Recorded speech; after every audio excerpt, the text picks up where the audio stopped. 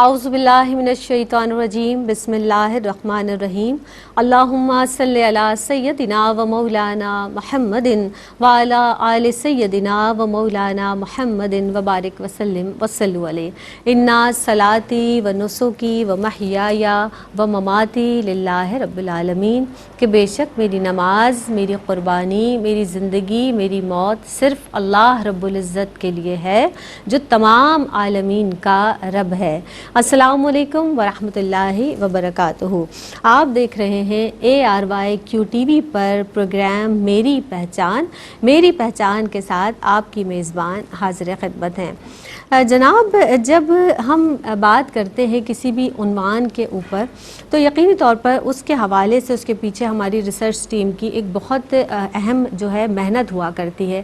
آج جناب جو موضوع جو عنوان لے کر ہم آپ کی خدمت میں حاضر ہوئے ہیں وہ بھی بہت اہم ہے، اور جب بھی ہم دیکھتے ہیں دنیاوی اعتبار سے بھی کہ جب کوئی سپاہی باہر نکلتا ہے، جنگ کے لیے کھڑا ہوتا ہے، تو اس سے معلوم ہوتا ہے کہ اس کا دشمن کون ہے، اور اس دشمن کے حوالے سے وہ بالکل چوکس ہو کر، چوکنا ہو کر تیاری کے ساتھ جاتا ہے۔ بالکل اسی طرح سے اللہ رب العزت نے بھی اہل ایمان کو بتا دیا کہ اے ایمان والوں، شیطان کے نقش قدم پہ نہ چلنا، کیونکہ وہ تمہارا کھلا دشمن ہے۔ اب شیطان ہمارا کھلا دشمن ہے، اور وہ کس طرح سے ہدایت یافتگان کو بہکاتا ہے، اہل ایمان کو ورغلاتا ہے، اور کس طرح سے حملے کرتا ہے، اور اس سے ہمیں کیسے بچنا ہے، آج کی بزم میں ہم اس حوالے سے گفتگو کریں گے۔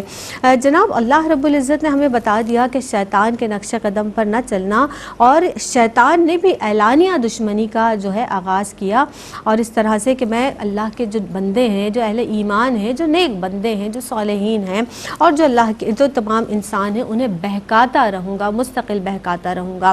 اب ہمیں اس سے بچنا ہے، اور بچنے کے لیے قرآن مجید فرقان حمید سے ہمیں یقینی طور پر رہنمائی حاصل کرنی ہے۔ اللہ کے رسول سرور کونین صلی اللہ علیہ وآلہ وسلم نے ارشاد فرما دیا کہ شیطان جو ہے جناب انسان کے اندر بالکل اس طرح جیسے خون رگ و پے میں سرایت کر جاتا ہے، اس طرح سرایت کر گیا۔ اب کس حد تک، کس قدر ہمیں اس سے بچنا ہے، کیونکہ وہ ہمیں بہکاتا ہے، کفر اور شرک کی طرف لے جاتا ہے، ہمیں جھوٹے وعدے کرتا ہے، بڑی بڑی خواہشات ہمارے دل میں پیدا کر رہا ہوتا ہے، اور بہت ساری ایسی چیزیں ہیں جو ہمارے دلوں میں وسوسے ڈال رہا ہوتا ہے، بڑی بڑی آزمائشوں سے ہمیں گزرنا پڑتا ہے، اور وہاں پر بھی ہمیں وہ وسوسے ہمارے دلوں میں ڈال رہا ہوتا ہے۔ اس سے کیسے بچنا ہے، آج کی اس بزم میں بات کریں گے۔ اور جس طرح سے ہم بات کر رہے ہوتے ہیں نا شیطان کے حوالے سے، اب جناب ہماری جو انسان کی ساری زندگی ہے، اگر ہم نے ساری زندگی بھی اس سے ہم لڑتے رہے اور بچتے رہے، تو اس کا جو آخری وار ہوتا ہے وہ موت کے وقت ہوتا ہے۔ اور اللہ کے رسول سرور دو عالم صلی اللہ علیہ وآلہ وسلم نے بھی اس تعلق سے ہمیں دعا تلقین فرمائی کہ ہم پناہ چاہتے ہیں۔ اللہ کے رسول صلی اللہ علیہ وسلم ارشاد فرماتے ہیں کہ میں اللہ کی پناہ چاہتا ہوں موت کے وقت جو شیطان جھنجھوڑتا ہے۔ مہمان شخصیات ہمارے ساتھ موجود ہیں، جناب ان کی جانب بڑھتے ہیں، اس حوالے سے مستقل ہمارے ساتھ ہوا کرتی ہیں۔ آپ کی جانی پہچانی شخصیت ڈاکٹر امتیاز جاوید خاکوی صاحبہ، ویلکم کرتے ہیں، اور گفتگو کا انشاءاللہ تعالی آغاز کریں گے۔ السلام علیکم ورحمۃ اللہ وبرکاتہ۔ وعلیکم السلام ورحمۃ اللہ وبرکاتہ۔ ان کے ساتھ جناب اگلی نشست پر جو شخصیت تشریف فرما ہے، کافی عرصے کے بعد ہماری اس بزم کا حصہ بنی ہے، ہمیں بہت مسرت بھی ہے، بہت خوش دلی سے انہیں ویلکم کرتے ہیں، اور بہت پیارا انداز گفتگو ہے، انداز بیان ہے۔ اسکالر ہیں ہمارے ساتھ موجود ہیں، آمنہ صدیقی، ویلکم کرتے ہیں۔ السلام علیکم ورحمۃ اللہ وبرکاتہ۔ مزاج بخیر ہیں آپ دونوں؟ خیریت سے ہیں؟ آپ ابتدا کر لیتے ہیں، سب سے پہلے تو اولا جان لیتے ہیں کہ شیطان کون تھا، کچھ اس کا حوالہ بھی دیجیے گا، اور اسے ملعون قرار پانے کے کیا اسباب ہیں، عذر قرآن ارشاد فرما دیجیے۔ شکریہ زینب۔ بسم اللہ الرحمن الرحیم۔ خلق الجان من مارج من نار، صدق اللہ مولانا العظیم۔ اللہ رب العزت ہمیں شیطان کے شر سے محفوظ رکھے، اور ہم اپنے نفس کے شر سے بھی محفوظ رہیں۔ آپ نے پوچھا کہ شیطان کون تھا۔ شیطان لفظ پر ہی غور کر لیں تو لفظی معنی اس کے ملتے ہیں کہ خبیث، سرکش اور خود سر۔ اور یہ معنی کیوں اس کے ٹھہرے لغت میں اور لفظاً؟ کیونکہ یہ اس صفت کے لیے استعمال ہوا کہ جس نے خود سری دکھائی، سرکشی دکھائی، اور اس کے لفظ پر اگر چھیلا جائے، اسے غور کیا جائے، اس کے مادے پر غور کیا جائے تو علماء لکھتے ہیں کہ شیطانہ سے ہے تو جس کا مطلب ہے کہ دور ہو جانا، شاطا سے لیں تو ہلاک ہو گیا، برباد ہو گیا، جلنے والا، چونکہ یہ غصے کی آگ میں جلا، حسد کی آگ میں جلا تو اس لیے یہ شیطان ٹھہرا۔ اور اس کی اللہ رب العزت نے جو قرآن مجید سے پتہ چلتا ہے آیات ربانی سے کہ اللہ رب العزت نے فرشتوں کو عبادت پر مامور کیا۔ حضرت آدم علیہ السلام سے 2 مخلوقات بنائیں گے، ایک نوری اور ایک ناری۔ فرشتوں کو ہم نوری مخلوق کہتے ہیں۔ ناری مخلوق کیا تھی؟ یہ جنات تھے جنہیں زمین پر بسایا گیا، زمین پہ یہ فتنہ و فساد بپا کیا۔ اللہ نے فرشتوں کے لشکر کو بھیجا، جس کا حوالہ بھی سورہ بقرہ میں ملتا ہے کہ فرشتوں نے کہا کہ تو آدم کو کیوں بنا رہا ہے کہ یہ زمین میں فتنہ و فساد بپا کرے گا۔ تو یہ جو ابلیس تھا، ابلیس اس کا نام تھا، جو اس کا نام اللہ نے زہد و عبادت اور اس کے تقوی کی وجہ سے اسے فرشتوں کے پاس ٹھہرایا، اور اپنی عبادت کے باعث یہ فرشتوں کا بھی معلم ٹھہرا، اور اس کا نام عزازیل تھا، اور عزازیل کا مطلب ہوتا ہے اللہ کے قریب ہونے والا۔ یہ اس قدر اس کو ایک قرب حاصل تھا، اتنا بڑا رتبہ حاصل تھا کہ یہ عالم ملکوت میں رہتا اور ایک بڑے عزت اور احترام اس کو ملتا جبریل علیہ السلام سے، اسرافیل علیہ السلام سے، چونکہ تمام فرشتوں کا یہ ایک طرح سے استاد تھا۔ تو جب اللہ نے حضرت آدم علیہ السلام کو تخلیق کیا تو اب فرشتے بھی دیکھ رہے ہیں اور عزازیل بھی دیکھ رہا ہے کہ مٹی کو لایا گیا، مٹی کھنکتی مٹی کو رکھا گیا، اس کے سامنے وہ پتلا بنا، وہ سارا کچھ انہوں نے پروسیس دیکھا تھا۔ تو جب اللہ رب العزت نے حضرت آدم علیہ السلام میں پھونک ڈالی، وہ روح ڈالی، اور پھر فرشتوں سے کہا انی جاعل فی الارض خلیفہ، تو جب یہ بات ہوئی کہ ان کو خلافت اور نیابت مل رہی ہے اس مٹی کے خاک کے پتلے کو، تو شیطان حسد کی آگ میں جلنے لگ گیا، غصے میں جلنے لگ گیا۔ اس آگ میں جلنے کی وجہ سے ہی یہ شیطان ٹھہرا، اور پھر اللہ نے حکم دیا فرشتوں کو کہ سجدہ کرو۔ فرشتوں نے پوچھا کہ یہ ہم تو تسبیح کرتے ہیں، تیری عبادت کرتے ہیں، یہ زمین میں فتنہ و فساد بپا کرے گا۔ اللہ نے فرمایا جو میں جانتا ہوں وہ تم نہیں جانتے۔ تو قرآن مجید میں آتا ہے فسجدوا الا ابلیس ابا واستکبر وکان من الکافرین، کہ وہ سب جب اللہ سے بات ہوئی، بات کرنے کے بعد ان سب نے سجدہ کیا، ملائکہ نے، الا ابلیس، سوائے اس عزازیل کے، سوائے اس ابلیس کے، اور ابا، اس نے انکار کیا۔ اب آپ کا کوشچن یہ بھی تھا نا کہ ملعون ہونے کے اسباب کیا ہیں، تو سبب یہ تھا کہ عبادت اور ریاضت اللہ کی کرتا ہے، مگر جب اللہ حکم دے رہا ہے تو اس خالق و مالک کا حکم نہیں مانا۔ ابا، اس نے نافرمانی کی، اس نے اطاعت سے روگردانی کی۔ اب یہ باتیں ہمیں سمجھنی ہے کہ یہ چیزیں ہم میں نہ پائی جائے۔ پھر ساتھ ہی فرمایا واستکبر، اس نے تکبر کیا۔ کس چیز پر تکبر تھا اس کا؟ اپنی عبادت پر تکبر تھا کہ میں اتنا زائد عابد، میرا رتبہ اتنا بڑا، میرا اتنی بلندی پر میں رہتا ہوں، اور میرا رتبہ اور میری عزت اور میرا مقام یہ نہیں کہ میں اس خاک کے پتلے کو سجدہ کروں۔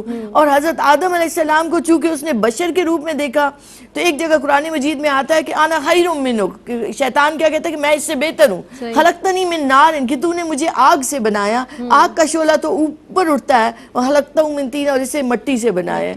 تو حسد کی آگ میں جلنا، ایک مٹی کی بنیاد پر اس نے نبوت پر تنقیص کی، نقص نکالا جو اللہ کو سخت ناپسند آیا۔ پھر حضرت آدم علیہ السلام کی عظمت پر، جو حضرت آدم علیہ السلام کو مقام ملا وہ اس سے برداشت نہ ہوا۔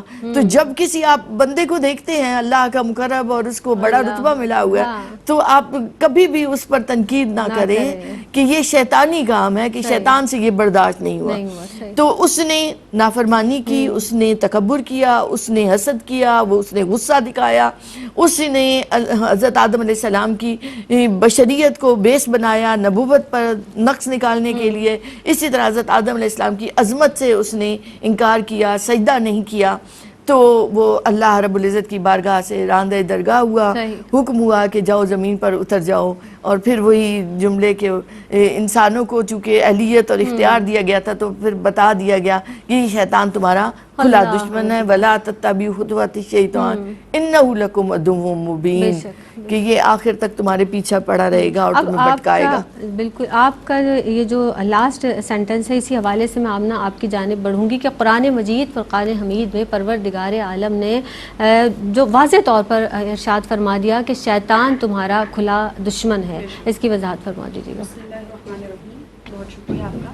اور بڑی مفصل گفتگو کے بعد میں اس میں یہی اپنی طرف سے حصہ ڈالنا چاہوں گی کہ جب اللہ رب العزت نے فرما دیا کہ شیطان تمہارا کھلا دشمن ہے، اور ساتھ ساتھ اس نے ہمیں شیطان کے ہتھ کنڈوں سے، شیطان کے پلان سے بچنا بھی سکھایا.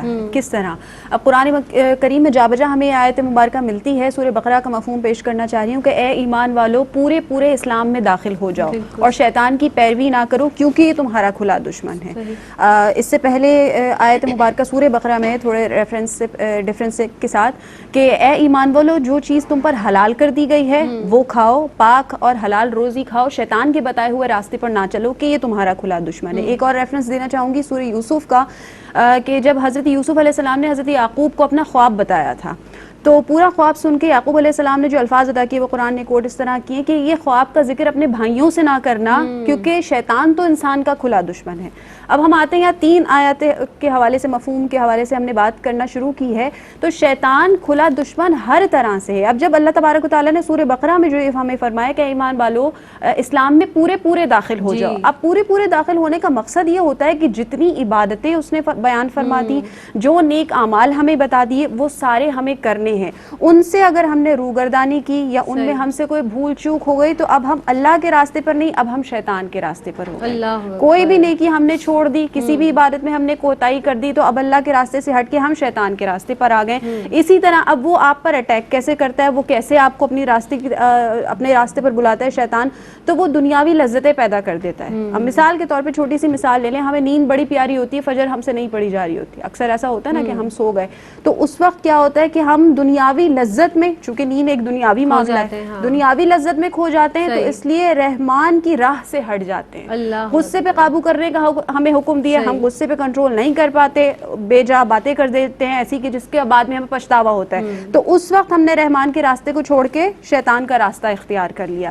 تو وہ صرف ہمیں جب اس کو نکالا گیا تھا، جیسے ابھی ذکر ہو رہا ہے، تو اس نے یہی قسم کھائی تھی کہ میں صراط مستقیم کی راہ پر بیٹھوں گا اور تیرے جتنے بندے صراط مستقیم پر چلنے کی کوشش کریں گے میں ان سب کو بہکاتا رہوں گا. تو اب کلیہ باتوں کا یہ نکلتا ہے، قرآن پاک کی آیت مبارکہ سے مفہوم یہ نکلتا ہے کہ ہم جتنا بھی نیکی کی طرف جائیں گے وہ ہمیں روکے گا. اور اب ایسا نہیں کہ ہم ہار جائیں گے، پھر اللہ تبارک و تعالیٰ اپنے بندوں کو پروٹیکٹ کرتا ہے، پھر وہ آپ کی حفاظت کرتا ہے. اصل میں اللہ رب العزت نے انسان کو صاحب اختیار بنایا ہے. ہمیں یہ بھی بتا دیا گیا یہ سیدھی راہ ہے، یہ غلط راہ ہے. اب اختیار ہمارا ہے، ہم نے کون سی راہ پر چلنا ہے. اگر ہم رحمانیت کی راہ پہ چلیں گے تو اللہ کا تقرب حاصل کرتے چلے جائیں گے. اس کے بالکل برعکس شیطان کی راہ ہے جس سے ہمیں اجتناب کرنا ہے. بے شک، سبحان اللہ. بہت پیاری گفتگو جاری و ساری ہے، لیکن وقفے کا وقت ہے. ایک ہماری اس بزم میں حاضر ہوتے ہیں اس مختصر سے وقفے کے بعد. السلام علیکم ورحمۃ اللہ وبرکاتہ. آپ دیکھ رہے ہیں پروگرام میری پہچان، اور میری پہچان میں ایک مرتبہ پھر آپ سب کو کہتے ہیں خوش آمدید. آج جناب شیطان کے حوالے سے بات چیت ہو رہی ہے اور گفتگو یوں بھی جاری ہے کہ اس کے جو بہکانے کا عمل ہے اس سے کیسے بچا جائے، کیسے ہم اس کے چالوں سے دور رہیں. ہم نے اس کے تاریخی پس منظر کو بھی جانا، اور اس کے علاوہ بہت خوبصورت گفتگو امتیاز جاوید خاکری صاحبہ کی جانب سے بھی ہوئی اور آمنہ صدیقی بھی تشریف فرما ہے. ڈاکٹر صاحبہ، میں آپ کی جانب بڑھوں گی. جو شیطان ہے، جس طرح سے ابھی بھی بات ہوئی کہ اہل ایمان کو سیدھے راستے سے اور توحید کے راستے سے گمراہ کرنے کی بار بار کوشش کر رہا ہوتا ہے، شیطان کے بہکانے کا یا اس کے اغوا و اضلال کا جو طریقہ ہے، جو گمراہی کا طریقہ انداز ہے، فرمائیے گا اس حوالے سے. شکریہ زینب. اعوذ باللہ من الشیطان الرجیم، بسم اللہ الرحمن الرحیم. اللہ ہمیں شیطان مردود کے شر سے آمین، اللہم بچائے آمین. رکھے اور اپنی پناہ عطا فرمائے. آپ نے پوچھا اس کے بہکانے کا انداز کیا، یہ بہت ضروری ہے ہمیں سمجھنے کے لیے تاکہ ہم اس کے شر سے بچ سکیں. بے شک. تو علماء کہتے ہیں کہ شیطان جو ہے اس کا معنوی اطلاق 3 طرح کے افراد پر ہوتا ہے یا 3 طرح کی چیزوں پر ہوتا ہے. ایک تو ہے ابلیس اور شیطان. وہ کیسے کرتا ہے، پہلے ہم اس پہ بات کر لیں. دیکھیں قرآن مجید میں آتا ہے کہ شیطان تمہیں فقر سے ڈراتا ہے اور تمہیں بے حیائی اور برے کاموں کی طرف لے کر جاتا ہے. تو یاد رکھیں کہ شیطان خوف و ہراس پیدا کرتا ہے آپ کے اندر، جس کا اثر وسوسے ڈالتا ہے. سورۃ الناس میں بھی آتا ہے من شر الوسواس. تو وسوسے کیا ہیں؟ یہ وسوسے اور خوف و ہراس، ان کا ڈائریکٹ اثر جو ہے انسان کے قلب پر پڑتا ہے. سوچ کے ساتھ. اب قلب جو ہے وہ اللہ کے نور کا گڑھ ہے, صحیح. تو عبادات کا نور بھی دل پر ہی جانا ہے. لیکن جب دل خوف زدہ ہوتا ہے چیزوں سے, وہ کن چیزوں سے خوف زدہ ہو رہا ہے؟ مستقبل کے اندیشوں میں ڈالتا ہے, اسے سخاوت سے روک کر اسے کہے گا کہ تمہارا مال ختم ہو جائے گا, تم کیا کرو گے, فقیری آ جائے گی, غربت آ جائے گی, تمہارے لیے بہت مشکل ہو جائے گا. تو ان مشکلات سے اس کے اندر خوف پیدا ہوتا ہے, وہ روک کے رکھتا ہے ہاتھ کو, بخل کی طرف چلا جاتا ہے, کنجوسی کی طرف جاتا ہے, ایثار سخاوت جیسی صفات کو چھوڑ دیتا ہے. اسی طرح وسوسے ڈال کے اسے پریشان رکھتا ہے, شک اور شبہ میں ڈالتا ہے, تم طہارت سے نہیں ہو, تم نماز کیسے پڑھو گے, تو وضو کے لیے پانی تو تھوڑا سا ہے, وضو کیسے ہوگا. تو ایسی خواہ مخواہ کے وسوسے ایسے ڈالتا ہے, اسے نیکی کی طرف جانے سے روکے رکھتا ہے. پھر ایک اور اس کا طریقہ یہ ہے کہ وہ بدگمانی ڈالے گا, نفرتیں ڈالے گا, عداوتیں ڈالے گا, بھائی کو بھائی سے لڑا دے گا, میاں بیوی کو آپس میں لڑا دے گا. اسی طرح ماں باپ کو اپنے بچوں سے دور کر دے گا, بچوں کے اندر یہ ڈالے گا کہ ماں باپ تمہارے اچھے نہیں ہیں, ماں باپ سے کہے گا کہ اولاد نافرمان ہے. تو اس طرح کے وسوسے ڈال کر انفرادی طور پر بھی رشتوں میں دراڑیں ڈالتا ہے, اور اجتماعی سطح پر بھی عصبیتوں میں ڈال کر قوموں کو قوموں سے لڑاتا ہے, گروہ کو گروہ سے لڑاتا ہے. ان کے اندر وہ لسانی عصبیت کو ڈالے گا, وہ رنگ کی ڈالے گا, وہ ساری چیزیں جسے اسلام نے منع کر دیا, ان ساری عصبیتوں کو ابھارتے ہوئے اجتماعی سطح پر بھی فتنہ و فساد بپا کرے گا. تو ہمیں آگاہ رہنا چاہیے. پھر آپ دیکھیں تو آتا ہے, روایات سے پتہ چلتا ہے کہ جب انسان بدکاری کی طرف جاتا ہے یا وہ غصے سے بے قابو ہوتا ہے, تو یہ وہ لمحے ہیں کہ جب شیطان اس پر پوری طرح مسلط ہو جاتا ہے. تو ان دونوں چیزوں سے بچنا ہے تو تب شیطان کے وار سے بچ سکیں گے. ایک اس لیے میں نے کہا کہ 3 طرح پر اطلاق ہوتا ہے. ایک پہلا تو یہ ابلیس کی مختلف چیزیں ہم نے کہیں, تو فقط یہی نہیں بلکہ کچھ افراد کو بھی وہ اتنا پیکر بنا دیتا ہے بدی کا کہ وہ بھی شیطان صفت ہو جاتے ہیں. اب ظاہر ہی ہے وہ آپ کے دوستی کا لبادہ اوڑا ہوا ہے, مگر اندر سے وہ پورے شیطان ہو چکے ہوتے ہیں. جی, اور ان خبیث افراد کا بھی اطلاق اس شیطان پر ہی ہوتا ہے, جیسے قرآن مجید میں آتا ہے وَإِذَا خَلَوْا إِلَىٰ شَيَاطِينِهِمْ قَالُوا إِنَّا مَعَكُمْ إِنَّمَا نَحْنُ مُسْتَهْزِئُونَ, کہ ہم جب ایمان والوں سے ملتے, لوگ جب ایمان والوں سے منافق ملتے تو کہتے ہم تمہارے ساتھ ہیں, اور جب شیطان صفت لوگوں سے ملتے تو کہتے ہم تو ان کا مذاق اڑاتے ہیں. تو یہ شیطان صفت جو لوگ ہو جاتے ہیں, یہ وہ خبیث افراد ہیں کہ جن کے ذریعے شیطان کے وہ اعلی کار بن کر لوگوں کو اور زیادہ نیکی سے دور کریں گے, رحمت سے دور کریں گے. ان کا چونکہ وار ہی اس چیز پر ہے کہ کوئی انسان جو ہے وہ اللہ کا قرب نہ پا سکے, اللہ کے انعامات کو نہ پا سکے, تو وہ ہر انداز سے وہ ایک ہے نا کہ شیطان دائیں سے اور بائیں سے اور آگے سے اور پیچھے سے وہ آ کر حملہ کرے گا. تو یہ سارے اس کے مختلف طریقے ہیں. خود وسوسہ ڈالے گا, پھر کسی ایسے پیکر کو ایسے دوست کے روپ میں آئے گا, اس کا روپ دھار کر آئے گا, اس کے اندر سما کر آئے گا کہ جو آپ کو بہکائے گا. لیکن 2 راستے تو پھر بھی بچ گئے, علماء کہتے ہیں, ایک سجدے کا راستہ اور ایک دعا کا راستہ, زمین کی طرف اور آسمان کی طرف. تیسری چیز ہے شیطانی خصلتیں جو انسان کے اندر پائی جاتی ہیں. اس کا نفس جب شیطان کا وزیر بن جاتا ہے تو پھر اس کو ان خسائل سے بھی, اس شر سے بھی اللہ محفوظ رکھے. آپ نے ابھی بات کی کہ ہمیں یاد الہی سے روکتا ہے, ذکر الہی سے روکتا ہے, مقاصد جس طرح سے جو شیطان کے ہوتے ہیں, اس تعلق سے میں چاہوں گی کہ شیطان کے مقاصد کے حوالے سے تھوڑی سی ڈیٹیل سے آپ بتائیے گا قرآن مجید کی آیت مبارکہ کی روشنی میں. شیطان کے جو مقاصد ہیں وہ یہ ہے کہ سب سے پہلے وہ ذکر اللہ سے ہمیں غافل کرنے کی کوشش کرتا ہے, فساد ڈالتا ہے, تکبر ہمارے اندر پیدا کر دیتا ہے. اس کی بات سب سے بڑی جس کے حوالے سے قرآن پاک میں ہے کہ لا تقنطوا من رحمت اللہ, کہ میری رحمت سے مایوسی کفر ہے. اللہ رب العزت کی رحمت سے مایوسی دل میں پیدا کرنا شروع کر دیتا ہے. اب دنیا کی جو لذت ہے وہ پیدا کرتا ہے. اب یہاں سے میں اپنی بات کا آغاز کروں گی کہ یہ دنیاوی لذت سے سب سے پہلے شیطان اٹریکٹ کرنا شروع کرتا ہے. مثال کے طور پہ اگر کوئی انسان صاحب اسلام ہو رہا ہے, ایمان لا رہا ہے, تو وہ یہ ڈراتا رہے گا کہ تم اپنے باپ داداؤں کا دین چھوڑ کر اس نئے دین میں آ جاؤ گے تو کیسے سروائیو کرو گے. پھر اگر کوئی شخص ہجرت کر رہا ہے تو وہ یہ ڈرائے گا کہ اپنا شہر, اپنا علاقہ, اپنا گھر بار چھوڑ کے کہیں اور موو ہو جاؤ گے, اس دین کے لیے कैसे सर्वाइव करोगे।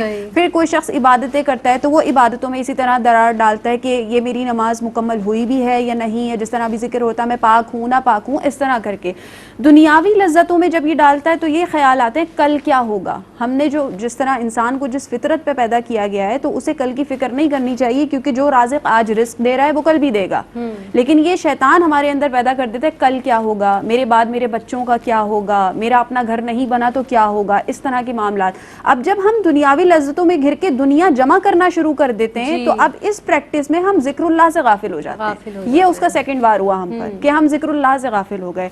फिर जब हम कुछ बना लेते हैं, अल्लाह की रहमत ही होती है साथ में, ज़ाहिर है हम खुद किसी काबिल नहीं, जब हम अपने आप को अपने घर बार को कुछ इस्टेब्लिश कर लेते हैं, फिर वो तीसरा वार करता है, तकब्बुर डालता है हमारे अंदर, ये मैंने बनाया है, ये मेरी मेहनत है। और जब हम ये कह देते हैं तो अब तकब्बुर का तो आपको पता है सजा मिलती है, डाउनफॉल होता है। जब डाउनफॉल होता है और जब हम गिरते हैं उस मकाम से जो हमने लगा था कि हमने बनाया है, जबकि अल्लाह की अता करदा नेमतें थी, जब हम गिरते हैं तो अब हम अल्लाह की रहमत से मायूसी के शिकार हो जाते हैं और ये उसका चौथा अटेम्प्ट होता है हम पर। अब हम कहते हैं सारी मुश्किलात हमारे साथ होनी थी, सारी परेशानियां हमारे साथ आनी थी, इतनी मेहनत हमने की, हमारे साथ तो कभी अच्छा होता ही नहीं। तो कुरान कहता है, अल्लाह रब्बुल इज्जत फरमाता है कि मेरी रहमत से मायूसी कुफ्र है। जब मैं तुम्हें आज दे सकता हूँ, जब मैं तुम्हें तिनके से उठाकर आसमान पर पहुंचा सकता हूँ, तो ये मेरी कुदरत से गाफिल हो जाओगे, मेरे जिक्र से गाफिल हो जाओगे तो मैं तुम्हें वापस भी गिरा सकता हूँ। तो उस पर फिर हमारे लिए जो है ना वो लम्हा होता है तौबा और इस्तिग़फ़ार का कि अल्लाह हमने दुनिया में रहते हुए अपने आप को कुछ समझ लिया था, हम तो कुछ है नहीं। ये तमाम शैतानी वार हैं जिसके पकड़ में, जिसकी जकड़ में हम आ जाते हैं और दुनियावी लज्जतों में घिर के अल्लाह रब्बुल इज़्ज़त का जिक्र छोड़ देते हैं। और वो यही चाहता है कि ज़्यादा से ज़्यादा इंसान जहन्नुम में जाए, क्योंकि खुद तो जाएगा जहन्नुम में, तो वो चाहता है जन्नत में जाने वाले भी जहन्नुम में चले जाएं। उनको ऐसे आमाल पर लगा दो, फसाद डाल दो, आपस में ना इत्तेफाकी ना चाकी पैदा कर दो, हुब्बे दुनिया में लगा दो कि जिसके बाद इंसान अल्लाह का जिक्र ना करे, अल्लाह को भूल जाए और दाखिल जन्नत होने के बजाय जहन्नुम की तरफ इसका रास्ता हो जाए। तो हमें इसी से पनाह मांगनी चाहिए। जा बजा कुरान पाक में हमें बताया गया है कि कौन कौन सी दुआएं पढ़नी है। सबसे पहले तावुज़ की बात कर लेते हैं कि आऊज़ु बिल्लाहि मिनश शैतानिर रजीम की पनाह मांगते हैं हम शैतान से। तो अल्लाह रब्बुल इज़्ज़त से इसका मुकाबला करने की दुआ मांगते रहना चाहिए, इससे बचने की दुआएं मांगते रहना चाहिए। तो अल्लाह रब्बुल इज़्ज़त अपने प्यारों की फिर इस तरह मदद भी करता है कि वो फिर आपको शैतान के वार से बचाकर आपको नेकी की राह पर गामजन करता है, आपके लिए राहें आसान करता है, बशर्त ये कि आप खुले दिल के साथ अल्लाह की राह पर चलने की कोशिश करें, गुनाहों से तौबा इस्तिग़फ़ार करें, शैतान से दूरी इख्तियार करें, तो अल्लाह आपके लिए नेकी की राहें भी आसान कर देगा। सुभान अल्लाह, सुभान अल्लाह। वही इब्तिदान जो बात हुई कि ए ईमान वालों दीन इस्लाम में पूरे के पूरे दाखिल हो जाओ। अब ये इतनी एक अपने अंदर ख़ुद एक मुकम्मल आयत है, और जब हम पूरे के पूरे दाखिल होने की बात करते हैं तो यकीनी तौर पर उसमें इबादात भी हैं, अमाल सालेह भी हैं, हमारी जो नीयत है, जो हमारे अखलाक हैं वो भी हैं, हमारे इर्द गिर्द का माहौल, हमारी अपनी ज़ात, हर चीज़ उसमें शामिल है। तो जब हम इस्लाम को मजबूती से पकड़ लेंगे, वही अल्लाह की रस्सी को मजबूती से थाम लेंगे, तो यकीनी तौर पर फिर जो शैतान के वार हैं उससे हम बच सकते हैं। एक वक्फ़े पर जनाब जाना है, हाजिर होते हैं इस मुख्तसर से वक्फ़े के बाद। अस्सलामु अलैकुम वरहमतुल्लाहि वबरकातुहू। आप देख रहे हैं प्रोग्राम मेरी पहचान। मेरी पहचान में एक मरतबा फिर आप सबका खैर मकदम है। जनाब, शैतान अज़्रुए कुरान आज का हमारा उन्वान है और इसी हवाले से गुफ्तगू जारी है। कैसे बचें शैतान के शर से, अल्लाह से कैसे पनाह तलब करें। और दीन के रास्ते में जब हम बढ़ते हैं, ये भी बात हुई कि जब हम दीन के हवाले से कोई भी काम करते हैं तो उसमें मुश्किलात आती हैं, अल्लाह के रास्ते पर चलते हैं तो मुश्किलात आती हैं, शैतान हमें बहकाता है, लेकिन हमें साबित कदम रहना है और हमें मजबूती से डटे रहना है, अपने आज़म के साथ, उसी जुर्रत और बहादुरी के साथ, और अल्लाह की रहमत से नाउमीद नहीं होना है। यानी हमें अपने आप को मजबूत रखना है। आपकी जानिब आऊँगी, फरमा दीजिए, शैतान के नक्शे कदम पर या उसकी पैरवी करने से ज़ाहिर है जब हम उस हवाले से अब अल्लाह की राह से भटकेंगे और शैतान की पैरवी करेंगे तो नुकसानात भी उठाएंगे। नुकसानात के हवाले से क्या फरमाएंगे आप? शुक्रिया ज़ैनब। देखिए, शैतान की बात हो रही है तो शैतान हमेशा बुरी चीज़ों को मुज़य्यन करके इंसान के सामने पेश करता है, जिससे क्या होता है कि इंसान उसकी तरफ लपकता है। जो चीज़ असल नहीं होती, हकीकत में वैसी नहीं होती, मगर क्या है कि वो आंखों पे पर्दा डाल देता है, सोच पर पर्दा डालते हुए, जिसकी वजह से इंसान उस चीज़ के ऐब और बुराइयों को आगाह नहीं हो पाता, उस तरीके से देख नहीं पाता। تو اس کا نتیجہ یہ نکلتا ہے کہ شیطان کی راہ پر وہ چلنے لگ گیا تو شیطان کا راستہ برائی کا راستہ ہے، بدی کا راستہ ہے، تو اس کے اندر خود غرضی پیدا ہو جاتی ہے، اس کے اندر نفس پرستی پیدا ہو جاتی ہے انسان کے اندر، اس کا دنیا کا بھی نقصان کراتا ہے اور آخرت کا بھی نقصان کراتا ہے، کیونکہ جب انسان شیطان کی راہ پر چلے گا تو اللہ کی رحمت اور اللہ کی قرب سے دور ہو جائے گا، دین سے دور ہوتا چلا جائے گا۔ اب ہر فرد پر مختلف انداز سے وار کرتا ہے۔ اب جیسے کوئی اب تاجر ہے، تجارت کرنے والا ہے، تو اسے مال میں ملاوٹ پر لگا دے گا، ملاوٹ پر لگائے گا، ساتھ ہی اس کے اندر سے ایمانداری کی صفت کو ختم کر دے گا۔ اسی طرح اس نے دیکھا کہ کوئی عبادت کرتا ہے تو اس کو عبادت سے روکتے ہوئے وہ اس پر وار کرے گا، یا عبادت سے نہیں روک پا رہا تو اس سے ایسے عمل کروائے گا کہ جس سے اس کے عبادت اور تقوی پر بھی لوگوں کو شک ہونے لگ جائے گا۔ تو نتیجہ یہ نکلتا ہے کہ لوگوں کے دلوں سے اس کی عزت ختم ہوتی چلی جاتی ہے۔ ہر وہ شخص جو شیطانی راہ پر چل رہا ہے، لوگوں کے دلوں میں اس کے لیے کوئی محبت اور کوئی عزت نہیں رہتی، رشتوں میں دراڑیں پڑ گئیں، رشتوں میں احترام نہیں رہا۔ اسی طرح آپ دیکھیں تو کسی کو اس نے ظلم پر لگا دیا، یہ زمیندار ہیں، یہ جاگیردار ہیں، تم سب کچھ کر سکتے ہو، یہ تمہاری رعایا ہے، اور یہ کہتے ہوئے ان سے ظلم و ستم کے بازار گرم کرائے گا، اور اس سے کیا ہوگا کہ مظلوم کی آنکھ اللہ تک جائے گی اور اس سے اور زیادہ وہ دین سے اور اللہ سے دور ہوتا چلا جائے گا۔ پھر نقصان یہ ہوتا ہے کہ آخرت میں بھی جب جائے گا تو انسان کے پاس کوئی عمل نہیں ہوگا۔ اس لیے بار بار بتایا گیا کہ شیطان سے بچو، شیطان کے وار سے بچو۔ پھر غیرت و حمیت کا جنازہ نکال دیتا ہے، رشتوں کے پاس نہیں رہتا انسان کے اندر۔